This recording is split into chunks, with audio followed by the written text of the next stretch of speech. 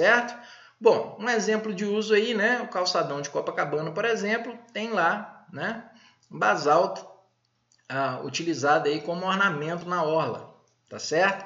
Bom, prosseguindo. E por fim, nós temos aquelas rochas que não formam na parte tão interiorana da Terra, mas também não formam lá de fora. Elas estão ali no meio termo e são chamadas de rochas magmáticas hipoabissais, tá certo? São rochas que formam cristais próximos da superfície, tá certo? Mas sem se expor na superfície. Formam próximo, mas não chegam a se expor, né? Por exemplo, o gabbro. O gabbro também é outro tipo de rocha que a gente usa muito, né, na construção civil. Bom, sendo assim, vamos passar para o nosso outro tipo de rocha, que são as rochas chamadas de sedimentares. Gente, as primeiras rochas que vieram, né, a ser formadas no planeta foram magmáticas. Extrusivas, resfriadas do lado de fora, intrusivas, resfriado lá de dentro, e hipoabissais no meio termo. Só que água mole em pedra dura, tanto bate até que fura, né? Então essas rochas elas sofreram um processo de desgaste. Elas foram se esfarelando ao longo do tempo pela ação da chuva, pela ação do sol, pela ação, né, de diversos fatores, tá certo? Oscilação da temperatura, por choques físicos e por aí vai. Então, diante disso, o resíduo das rochas recebe o nome de sedimentos. Então, resto de rocha, sedimentos, tá certo? Bom, e esses sedimentos, eles são carreados, eles são levados pelo vento, pela neve, pela água da chuva, né? E por aí vai. E aí eles começam a ser acumulados. Bom, se esse resíduo é retirado, onde eles serão acumulados? Nas partes mais baixas. Tá certo? Logo, nas partes mais baixas, eu terei grandes campos de sedimentos. Ou seja, eu terei uma bacia sedimentar. Então, as bacias sedimentares são formadas pelo acúmulo de outras rochas. Tá certo? Bom, só que hoje a vida já evoluiu e tudo mais. Não são apenas, né, resíduos de rochas que são levados para essas partes mais profundas. Nós temos também os restos orgânicos. Esses restos orgânicos, eles também se misturam a esses sedimentos e dão origem a essas bacias sedimentares, tá certo?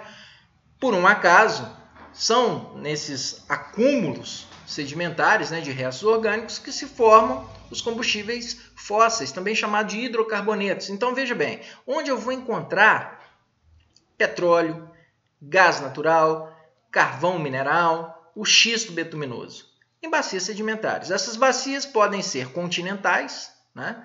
E principalmente bacias marinhas, bacias sedimentares marinhas. Então, no fundo do oceano, por exemplo, ocorre o acúmulo de material sedimentar, orgânico e inorgânico. Por exemplo, o campo de exploração do pré-sal é uma bacia sedimentar marinha, né? Então, foi formado pelo acúmulo de restos orgânicos e resíduos de rochas, né? O pré-sal é a camada que fica embaixo do sal do oceano. Então, você tem o pós-sal, o sal e o pré-sal, tá certo? Por isso é muito profundo. Bom, mas vamos prosseguir. Uma outra coisa que eu chamo a atenção para vocês aqui nesse slide. Correspondem a 60% do território brasileiro. O território brasileiro é um território geológico antigo. Nós não temos grandes atividades sísmicas, nós não temos aqui a formação de cordilheiras, nós não temos aqui a formação de grandes vulcões, já tivemos, mas hoje não, né? Então, quer dizer, predomina o processo erosivo. Então, o território brasileiro ele é modesto, próximo aos nossos vizinhos aqui, o Peru, o Chile, né? Não tão vizinho assim, a Bolívia, tá certo? O Equador, que também não é tão vizinho assim. Então, nós temos aí, né, áreas bem altas, porque o processo interno da Terra ainda comanda, tá certo?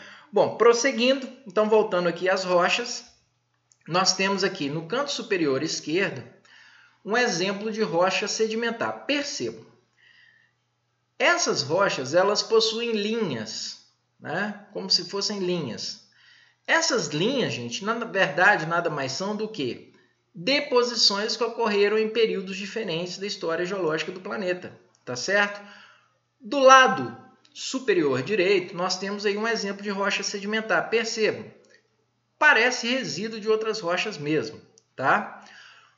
Outra coisa, no canto inferior esquerdo, nós temos aí um exemplo dito a vocês. Então, veja, nós temos escudos cristalinos sofrendo o processo erosivo, né, o processo de erosão, e aí eu tenho um processo de acumulação nas partes mais baixas, que vão dar origem às bacias sedimentares.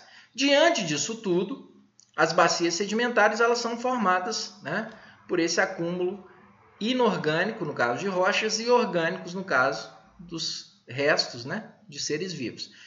Por exemplo, no canto inferior direito aqui, eu tenho a imagem de um rio meandrante, né? Isso mostra que a região é muito plana. É a bacia sedimentar amazônica, né? Então, a bacia sedimentar amazônica ela é formada pela deposição proveniente do Planalto das Guianas, dos Andes e do Planalto Central brasileiro, ok? Prosseguindo.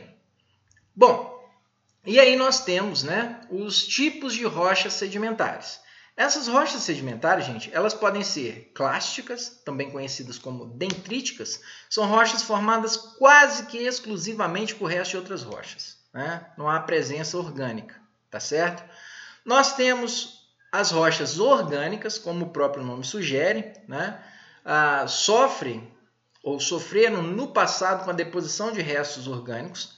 Por exemplo, quando você vai à praia, e aí você vai lá, coleta uma conchinha na areia.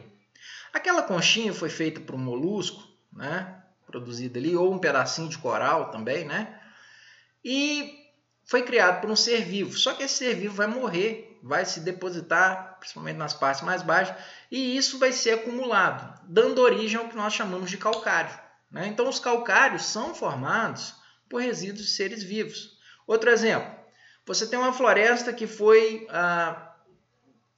submersa por material sedimentar, né? Ou, por exemplo, um derramamento vulcânico. E aí, toda aquela floresta ela sofre um processo chamado de litificação ou petrificação, dando origem ao carvão mineral. O petróleo propriamente dito, formado por resíduos, restos orgânicos, né? Principalmente marinhos. Bom, e as rochas químicas? As rochas sedimentares químicas, como o próprio nome sugere, são formadas por reações químicas. Então, o professor de de química, já te ensinou lá. Eu tenho um ácido, e esse ácido entra em contato com uma base. Qual que é o resultado dessa reação química? Forma-se sal e água, né? Libera alguns gases, tá certo? Então, por exemplo, nesse momento aqui que eu estou gravando uma videoaula